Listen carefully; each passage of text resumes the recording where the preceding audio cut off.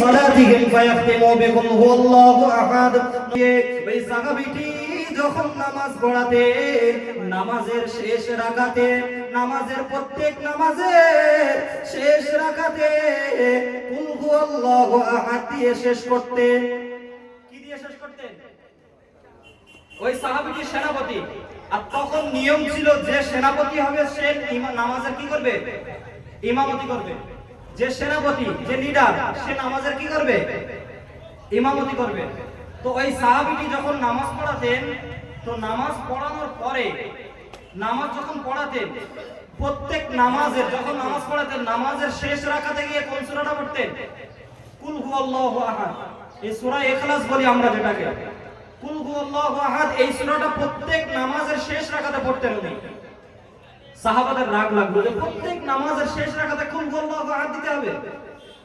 ফালাম্মা রাজাহু, যখন সাহাবারা ফিরে আসলে, সাহাবারা ফিরে আসার পরে ফালাম্মা রাজাহু ক্বালা লি রাসূলিল্লাহি সাল্লাল্লাহু আলাইহি ওয়াসাল্লাম, সাহাবারা ফিরে আসার পরে নবীর কাছে গেলে, নবীর কাছে যাওয়ার পরে নবীকে গিয়ে বললেন, ইয়া রাসূলুল্লাহ, আপনি যে সাহাবীকে আমাদের লিডার করে পাঠিয়েছিলেন, আপনি যে সাহাবীকে আমাদের লিডার, সৈনিক লিডার করে পাঠিয়েছিলেন, ওই সাহাবী প্রত্যেক নামাজের শেষ রাকাতে কুল হুয়াল্লাহু আহাদ দিয়ে শেষ করতেন।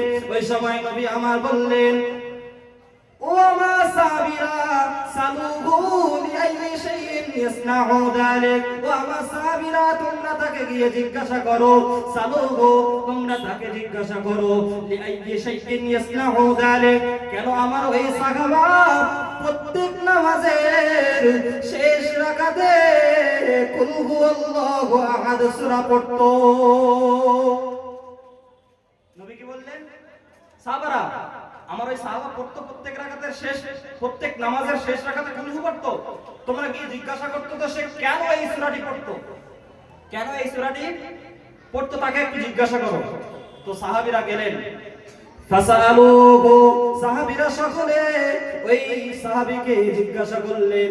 জিজ্ঞাসা যখন করলেন, ফাকালা, ওই সাহাবীটি বললেন, লিআন্নাহা সিফাতুর রহমান, ও সাহাবারা তোমরা শোনো শোনো, কারণ আমি এই সূরার মধ্যে দেখেছি, লিআন্নাহা সিফাতুর রহমান, এই কুলহুর মধ্যে আমার আল্লাহ তাআলার গুণগান করা হয়েছে। একটু জোরে হবে না সুবহানাল্লাহ? এই কুল সূরার মধ্যে কি করা হয়েছে? আল্লাহর গুণগান করা হয়েছে। সাহাবী উত্তর দিচ্ছেন যে আমি কেন এই সূরাটি বেশি বেশি পড়ি জানো তোমরা? কারণ এই সূরার মধ্যে বলা হয়েছে কুল হুয়াল্লাহু আহাদ, হে নবী আপনি বলেন আমি আল্লাহ হলাম এক, আল্লাহুস সামাদ, আমি আল্লাহ হলাম অমুকাফেক্কে, আমি কারোর মুকাফেক্কে নয়। কেউ যে নামাজ পড়লে আমি ধনী হয়ে যাব, কেউ আমার প্রশংসা করলে আমি তবে প্রশংসিত হব, এমন কিছু না। কেউ যদি আমার প্রশংসা নাও করে আমার কোনো যাই আসে না, কেউ যদি নামাজ নাও পড়ে আমার কোনো যাই আসে না, কেউ যদি গুনার কাজ করে আমার কোনো যাই আসে না, আমার কোনোই যাই আসে না, আমার কোনোই ক্ষতি হবে না। মানুষ, তুমি কোনো আমল না করলে তোমার নিজেরই ক্ষতি, কোনো কিছু না করলে কার ক্ষতি? তোমার নিজেরই ক্ষতি, আমার কোনো ক্ষতি হয় না। তো এই আল্লাহ বেনিয়াজ, আল্লাহ কারোর মুকাফেক্কি না। এই সূরাটির মধ্যে আল্লাহর প্রশংসা করা হয়েছে যে আল্লাহর কোনো সন্তান নেই, আল্লাহর কেউ নেই, কোনো সন্তান নেই, আল্লাহ একাই। তো ওই সাহাবী বললেন যে এই সূরাটি আমি কেন পছন্দ করি? কারণ এই সূরার মধ্যে আল্লাহর বেশি কি করা হয়েছে? প্রশংসা করা হয়েছে। সকলে বলেন, এই কুল হু সূরার মধ্যে আল্লাহর কি করা হয়েছে? একটু জবান দিয়ে বলেন, আল্লাহর কি করা হয়েছে? প্রশংসা করা হয়েছে। তাই ওই সাহাবীটি এই সূরাটি পড়তে বেশি কি করতেন? ভালোবাসতেন। নবী আমার জনাবে মুহাম্মদুর রাসূলুল্লাহ সাল্লাল্লাহু আলাইহি ওয়াসাল্লাম, নবী আমার বললেন, ফাকাল আখবিরু, ও আমার সাহাবারা তোমরা গিয়ে জানিয়ে দাও, তোমরা গিয়ে আমার ওই সাহাবীকে জানিয়ে দাও, আখবিরুহু, তোমরা গিয়ে আমার ওই সাহাবীকে জানিয়ে দাও, আন্নাল্লাহ তাআলা ইউহিব্বুহু, ওই যে সাহাবী আমার আল্লাহর প্রশংসা থাকার কারণে এই সূরাটি পড়তে বড় ভালোবাসতো, আমার আল্লাহ ওই সাহাবীকে বড় ভালোবাসে। একটু জোরে হবে না সুবহানাল্লাহ? আল্লাহর জন্য ভালোবেসেছেন ওই সূরাটি পড়তে, আল্লাহ তাই ওই ব্যক্তিকেও ভালোবেসেছেন। একটু জোরে বলি সুবহানাল্লাহ। আচ্ছা দেখবেন, আচ্ছা আপনারা দেলোয়ার হোসেন সাইদির নাম শুনেছেন না? হ্যাঁ, দেলোয়ার হোসেন সাইদির নাম শুনেছেন তো? এই যে ব্যক্তিটি ছিলেন, ইনি আল্লাহর কোরআনের তাফসীর করতেন। কি করতেন? আল্লাহর কোরআনের তাফসীর করতেন, আল্লাহর জন্য করতেন। আল্লাহ ওই ব্যক্তির উপরে এমন খুশি হয়েছেন, এই যেমন ভাবে এই সাহাবীর খুশি হওয়ার কারণে আল্লাহও তাকে ভালোবেসেছেন। আল্লাহর প্রশংসা এমন ভাবে করতেন, আল্লাহর জন্য সবকিছু করতেন, তাই আল্লাহ তাকে ভালোবেসে দুনিয়ার মানুষের কাছে তাকেও বিখ্যাত করে দিয়েছে। একটু জোরে বলি সুবহানাল্লাহ। আপনারা আল্লাহর জন্য সবকিছু করবেন, আল্লাহ আপনার নাম দুনিয়ায় ছড়িয়ে দেবে। একটু জোরে বলি সুবহানাল্লাহ। আচ্ছা এই যে উসমান হাদি নামে একজন ব্যক্তি মারা গেল না বাংলাদেশে? উসমান হাদি নামে মারা গেল না? উসমান হাদি নামে একজন স্টুডেন্ট, ছাত্র, একজন যুবক, কোন মাদ্রাসায়ও না, কোন শিক্ষকও না, বড় আলেমও না, কিছুই না। তারপরেও পুরো দুনিয়ার মানুষ তাকে চিনছে না। কেন চিনছে? তার মধ্যে ছিল একনিষ্ঠতা, তার মধ্যে ছিল আল্লাহ ভীরতা, তার মধ্যে ছিল আল্লাহর প্রেম। এই জন্য আল্লাহ বললেন, ও যেমন আমাকে ভালোবেসেছে, আমি আল্লাহও তাকে ভালোবেসে তার নাম দুনিয়াতে ছড়িয়ে দিলাম। একটু জোরে বলি সুবহানাল্লাহ। আপনি আল্লাহর জন্য করবেন, আল্লাহ আপনার নাম সব জায়গায় ছড়িয়ে দেবেন। আল্লাহর জন্য করবেন, আল্লাহ আপনার নাম কোথায় ছড়িয়ে দেবেন? সব জায়গায় ছড়িয়ে দিবেন। শুধু আপনার আল্লাহর জন্য করতে হবে। আপনি এখানে এসেছেন আমি লোক দেখানোর জন্য না, আল্লাহর জন্য এসেছি। আমি দোকানে যাচ্ছি অন্য কিছুই না, আমি দোকানে যাচ্ছি আমার এই খাবারটি কিনে আনতে হবে, আমার ছেলেদের মুখে তুলে দেওয়ার জন্য। এর জন্য সব রয়েছে, এর জন্য কি রয়েছে? সব রয়েছে। বুখারী শরীফ 53 নম্বর হাদিস।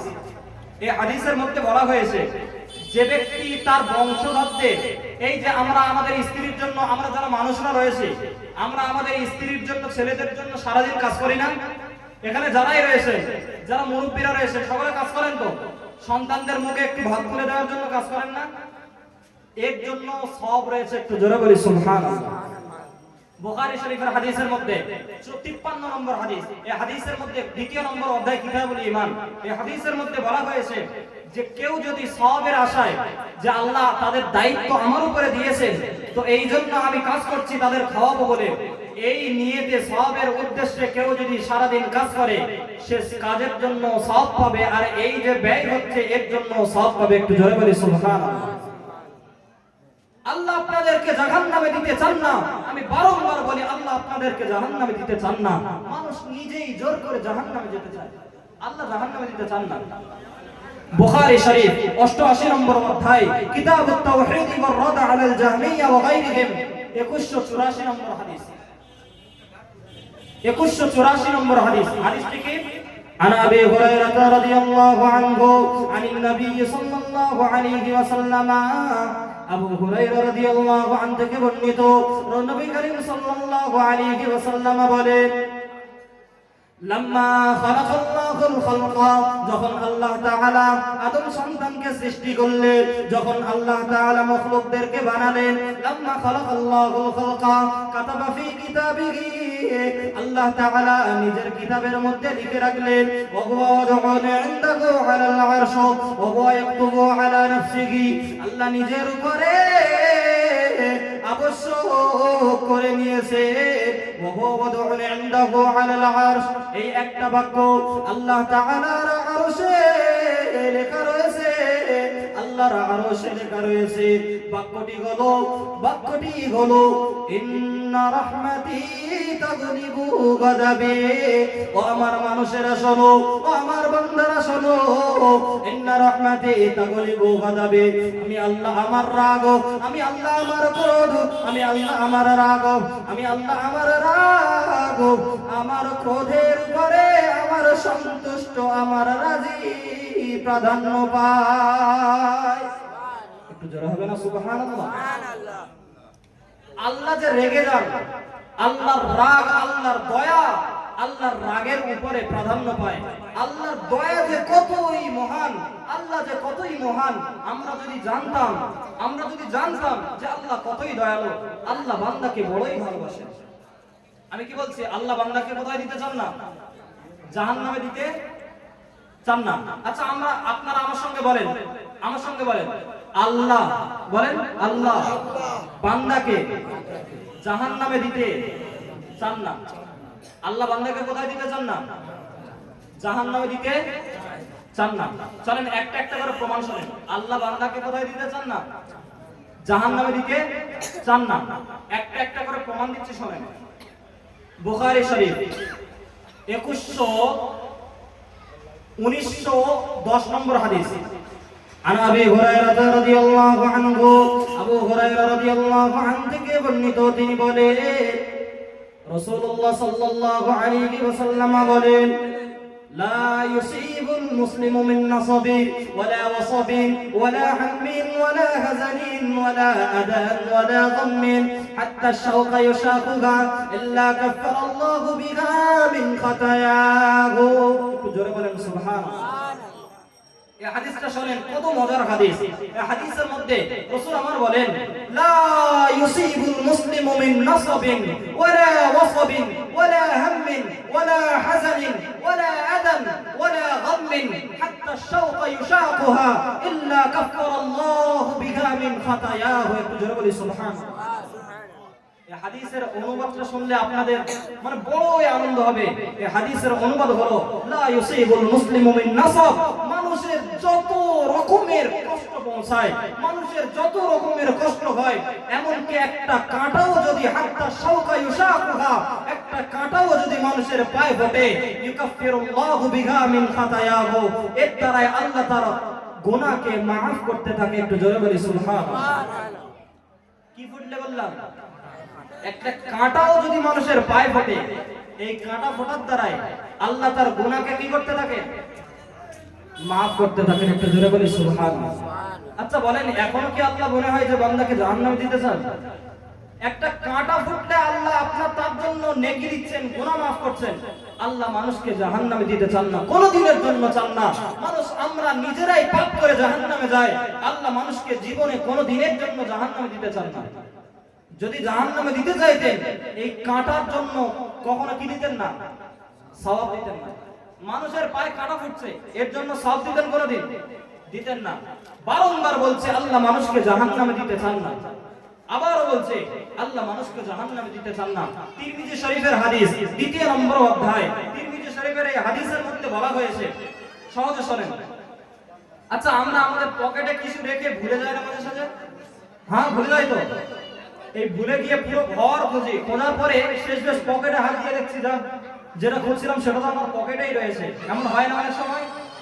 যারা দোকানদার রয়েছে অনেক সময় পাশে পেন রেখে দিয়েছে, দিয়ে পুরো দোকানটি তন্ন তন্ন করে খুঁজছে যে কোথায় রয়েছে পেনটা, কোথায় রাখলাম। শেষ দেখছে নিজের পাশেই পেনটা পড়ে রয়েছে। এমন হয় না? আমাদের তো এমন হয়। তো এই যেটা হয়, তিরমিজি শরীফের হাদিসের মধ্যে বলা হলো যদি কেউ নিজের পাশে কোনো জিনিস, পকেটে কোনো জিনিস রেখে ভুলে যায় আর পুরো ঘর তন্ন তন্ন করে খোঁজে, এই কষ্টের কারণে, এই যে বেরেন টেনশন নিল যে কোথায় গেল কি হলো, এই কষ্টের কারণে আল্লাহ তার সওয়াব দিতে থাকেন। একটু জোরে বলি সুবহানাল্লাহ। যদি আল্লাহ মানুষকে জাহান্নামে দিতে চাইতেন তাহলে এর কারণে কোনোদিন সওয়াব দিতেন না। বুঝতে পেরেছেন? চলেন আরেকটা হাদিস শুনে নেই যে আল্লাহ মানুষকে কোথায় দিতে চান না? জাহান্নামে দিতে চান না। আপনারা বলেন বলেন, আল্লাহ মানুষকে কোথায় দিতে চান না? জাহান্নামে দিতে চান না। আল্লাহ যে মানুষকে জাহান্নামে দিতে চান না, আরেকটা হাদিস বুখারী শরীফ 88 নম্বর অধ্যায়, কিতাবুত তাওহীদ ওয়ার রাদ আলাল জাহমিয়্যা ওয়া গায়রিহিম 2187 নম্বর হাদিস। কত নম্বর? না 2186 নম্বর হাদিস। عن أبي هريرة رضي الله عنه أبو هريرة رضي الله عنه থেকে বর্ণিত أن رسول الله صلى الله عليه وسلم قال رسول الله صلى الله عليه وسلم বললেন, رسول الله صلى الله عليه وسلم বললেন يقول الله عز وجل, এটা হলো হাদিসে কুদসি। এটা কি হাদিসে কুদসি? হাদিসে কুদসি কারে বলে? সাধারণ মাদ্রাসার ছেলেরা জানবে, কিন্তু সাধারণ লোকেরা জানবেন না। হাদিসে কুদসি বলা হয় যেটা ডাইরেক্ট আল্লাহ রসুলকে বলবেন। ডাইরেক্ট আল্লাহ কি বলবেন? রসুলকে বলবেন। এর মধ্যে কোনো ফারিস্তার কোনো সংযোগ থাকবে না। ডাইরেক্ট আল্লাহ রসুলের অন্তরে নিক্ষেপ করবেন। আল্লাহ রসুলের অন্তরে কথাটাকে কি করবেন? নিক্ষেপ করবেন। ডাইরেক্ট আল্লাহ রসুলকে বলবেন, হে রসুল এটা বলেন। তো সেটা কি বলা হয়? হাদিসে কুদসি। আর যেটা ফারিস্তা জিবরিলের মাধ্যমে এসেছে সেটা হলো কি? কোরআন। সেটা কি? কোরআন, আর যেটার ভাব আল্লাহ অন্তরে দিয়ে দিয়েছেন, আল্লাহ ডাইরেক্ট বলেননি কিন্তু অন্তরে উদয় করে দিয়েছেন, রাসূল তার ভাবার্থ নিজের ভাষায় করেছেন, সেটাকে বলা হয় হাদিস। সেটাকে কি বলা হয়? হাদিস। আর ডাইরেক্ট আল্লাহ বলছেন ফেরেশতার মাধ্যম ছাড়া, সেটা হচ্ছে কি? হাদিসে কুদসি। তাহলে এই যেটা বলছি এটা হচ্ছে হাদিসে কুদসি, অর্থাৎ আল্লাহ ডাইরেক্ট রাসূলকে বলছেন, আল্লাহ ডাইরেক্ট রাসূলকে বলছেন। একটু জোরে বলবেন না সুবহানাল্লাহ? চলেন হাদিসে কুদসির মধ্যে কি বলছেন শুনি।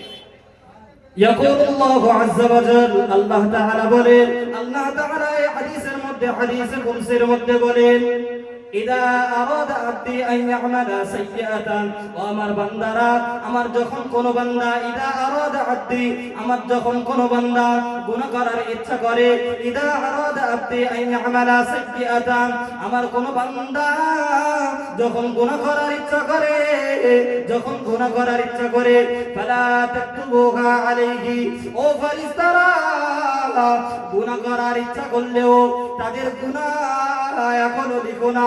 ও আমার ফেরেশতারা, আমার বান্দা যদি গুনাহ করার নিয়ত করে, এখনো তার গুনাহ তোমরা লিখো না, লিখো না, যতক্ষণ না হাত্তা ইয়ামালাহা, যতক্ষণ না আমার বান্দা ওই গুনার কাজটা না করে ফেলে, ততক্ষণ পর্যন্ত ওর গুনাহ লিখো না।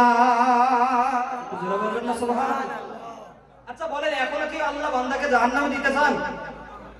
যদি বান্দাকে জাহান্নামে দিতে চাইতেন তাহলে বলতেন গুনাহ না করলেও ওই যে যাওয়ার নিয়ত করেছে এর জন্য গুনাহ লেখো। আল্লাহ কতই ভালোবাসেন বান্দাকে, যে ও ফেরেশতারা, আমার বান্দা তো সবে নিয়ত করেছে গুনার কাজটা করবে, এখনো তো করেনি, তোমরা গুনাহ লিখো না। একটু জোরে বলি সুবহানাল্লাহ। ঠিক এই হাদিসের ব্যাখ্যা শুনেন, এই হাদিসের ব্যাখ্যা এটাও যে এখান থেকে যারা নিয়ত করছে বাড়ি থেকে যে আমি দোকানে যাব, কি নিয়ত করছে?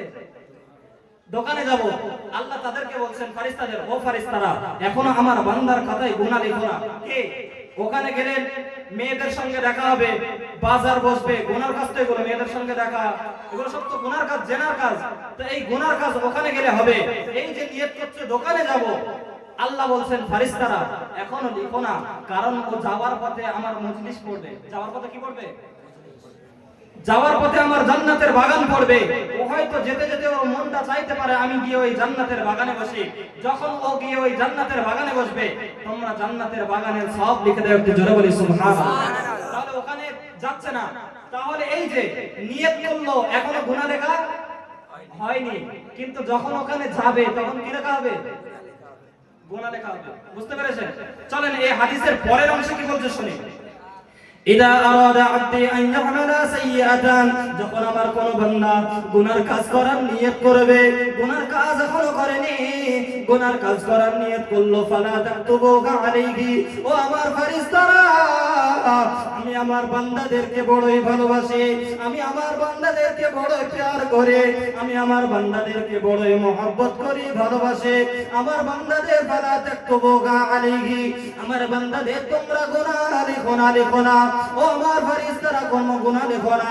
ফাইন তারাকাহা মিন আজলি হাত্তা ইয়ামালাহা, যতক্ষণ না ওই গুনার কাজটা করে ফেলে।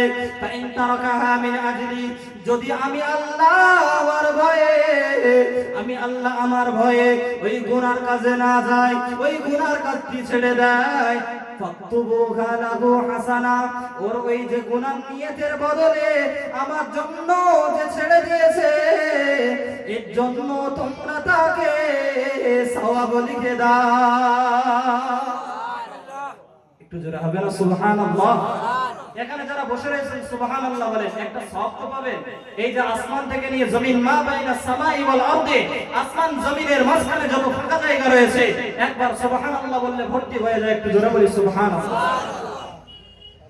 তাহলে বুঝলাম যে বান্দা গুনার কাজের নিয়ত করেছে, গুনার কাজ এখনো করেনি। আচ্ছা গুনাহ লেখা হবে কি? হবে না। গুনার কাজ করে ফেললো, এবারে কি লেখা হবে? গুনাহ লেখা হবে। তাহলে গুনার কাজের নিয়ত করলো, গুনাহ লেখা হবে না। গুনার কাজের নিয়ত আল্লাহর ভয়ে ছেড়ে দিল, যে আল্লাহ শাস্তি দেবেন বলেছেন, আমি গুনাহ করব না। ধরে নেন কেউ নিয়ত করেছে যে এই বাজারে যাবে, দোকানে যাবে, তো এখন শুনতে পাচ্ছে হুজুর জলসা করছেন যে ওখানে গেলে গুনাহ, আমি যাব না। এই যে আল্লাহর ভয়ে ছেড়ে দিল, আল্লাহর ভয়ে কি করব? ওখানে যাও ছেড়ে দিল। আল্লাহ ফারিস্তাদেরকে বলেন ফাকতুবুহু লাহু হাসানা, ও ফারিস্তারা, আমার ভয় আমার বান্দা ওই গুনার জায়গায় যাওয়াকে বর্জন করেছে, তার জন্য ফাকতুবুহু লাহু হাসানা, তার জন্য সওয়াব লিখতে থাকো। একটু জোরে বলি সুবহানাল্লাহ। বুঝতে পেরেছেন হাদিসের ব্যাখ্যা? বুঝছেন তো? এবারে চলেন এই হাদিসের পরের অংশটা কত সুন্দর দেখেন। ওয়াইদা আরাদা আব্দি, আমার যখন বান্দা, ওয়াইদা আরাদা, যখন আমার কোন বান্দা, আরাদা হাসানাতান, যখন কোন ভালো কাজ করার নিয়ত করবে, ওয়াইদা আরাদা হাসানাতান, যখন কোন ভালো কাজ করার নিয়ত করবে, এখনো পর্যন্ত ভালো কাজ করেনি, হাত্তা লাম ইয়ামালহা, এখনো আমার ওই বান্দা ভালো কাজ করেনি, আমার ওই বান্দা এখনো ভালো কাজ করেনি, কি করেছে? একটু আমার সঙ্গে বলেন, ভালো কাজের কি করেছে? নিয়ত করেছে। ইদা আরাদা আন ইয়ামালা হাসানাতান, যখন কোন ভালো কাজ করার নিয়ত করবে, এখনো ভালো কাজ করেনি, ভালো কাজের নিয়ত করেছে, ফাকতুবুহু লাহু হাসানা, ও আমার ফেরেশতারা, আমার এই বান্দার জন্য তোমরা সওয়াব লিখে নাও।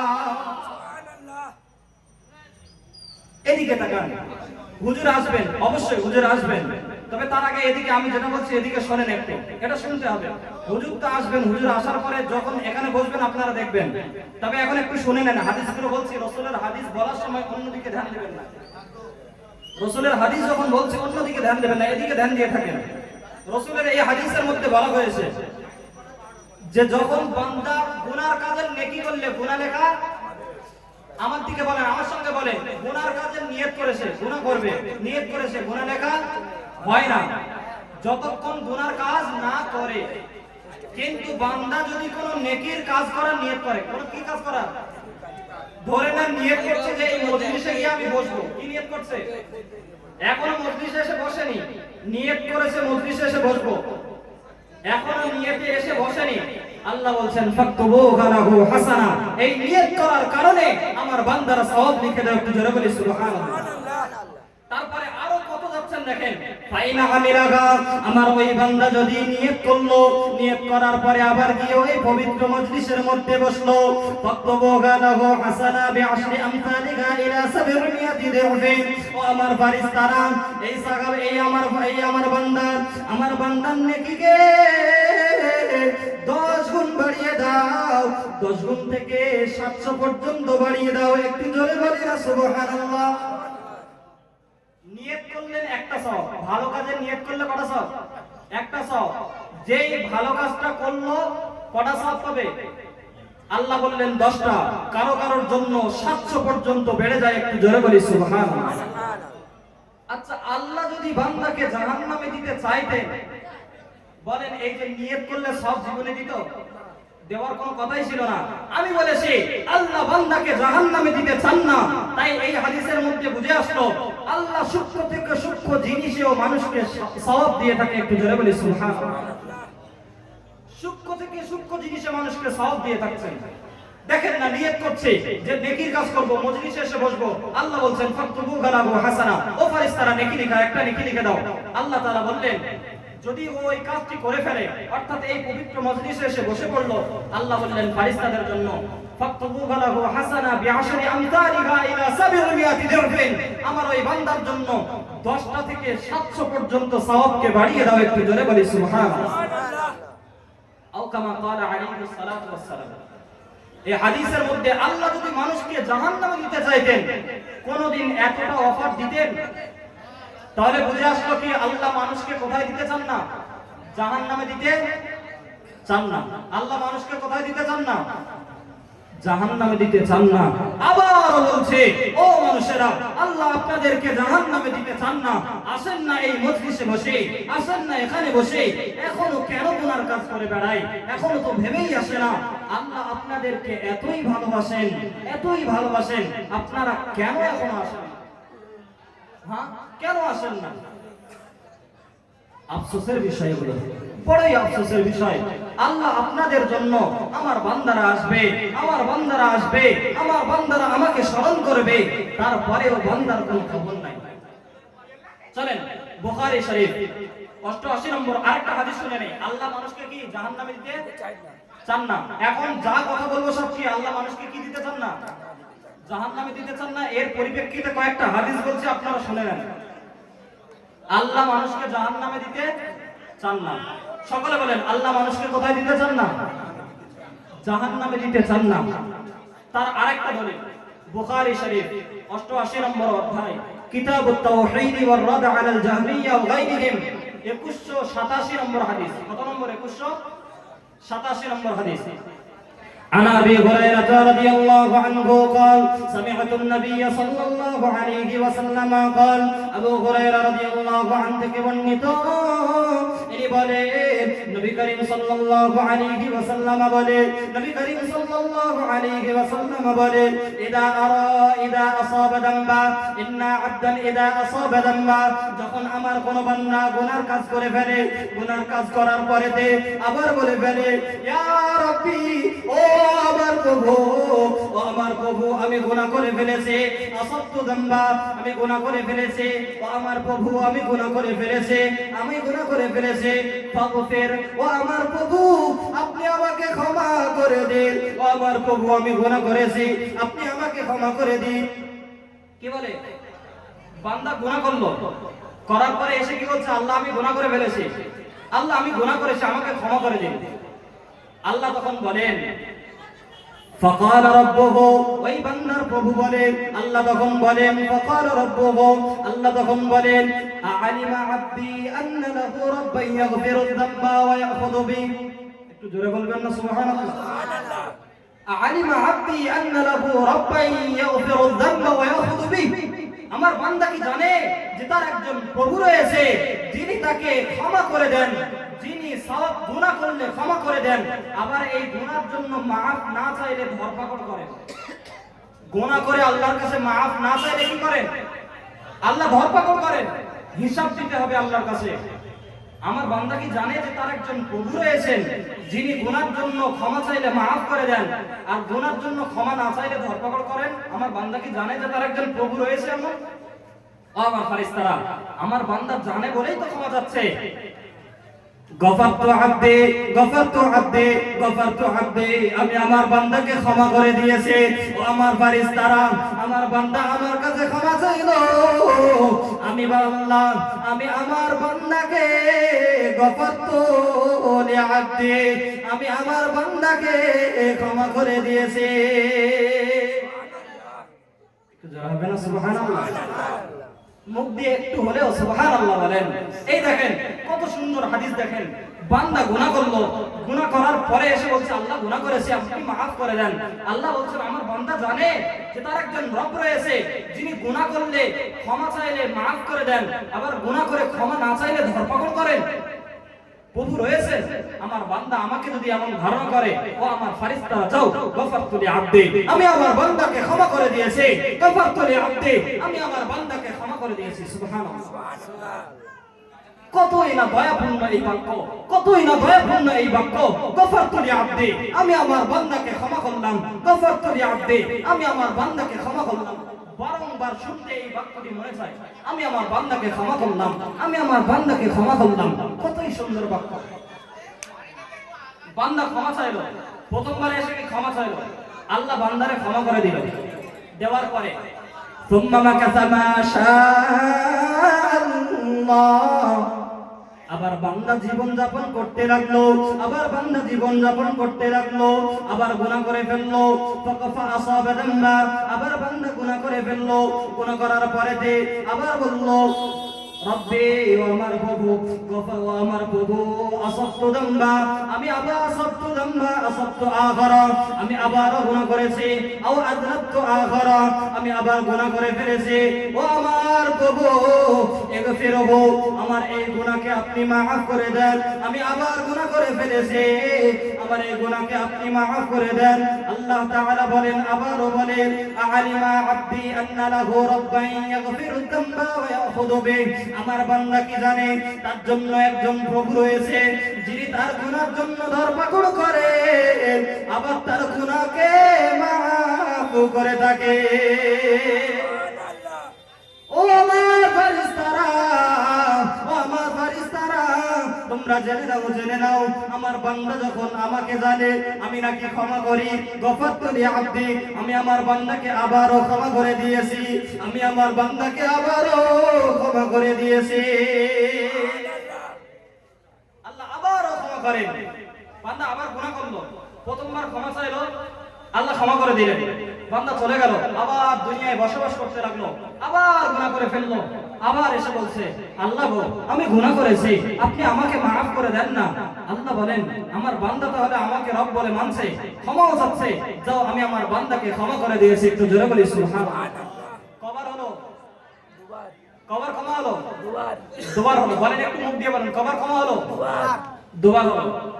আবার তুম্মা মাকাসা মাশাআল্লাহ, আবার দুনিয়ায় বসবাস করতে লাগলো, করতে করতে তুম্মা আসাবা দাম্বা, তুম্মা আসাবা আযনাবা দাম্বা, তুম্মা আযনাবা আখারা, আবার গুনাহ করে ফেললো।